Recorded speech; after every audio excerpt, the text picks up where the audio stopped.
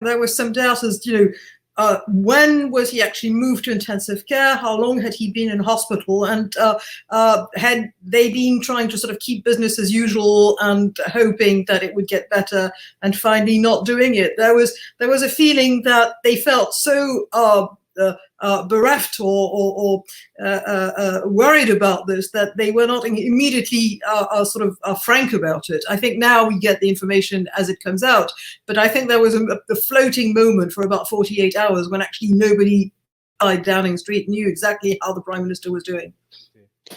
I don't think there's a power vacuum in the UK yet, because there's a difference between being in self-isolation because you've had contact with people who have had coronavirus and actually having more than the symptoms, as Boris Johnson developed. For instance, Michael Gove now is self-isolating, partly because he was in contact with who else but Boris Johnson.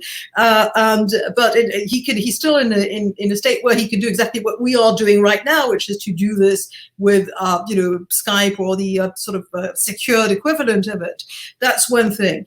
The other thing about Boris Johnson's cabinet is, having won the election last December, Boris Johnson has a cabinet that he has shaped in order to trust people. And it's the beginning. I think at one stage, the beautiful unity of practically any government starts dissolving as time goes on and the bloom is off the rose. But right now, he reshaped it so that he had a mini sort of reshuffle at one stage, so that he really had people whom he understands and trusts.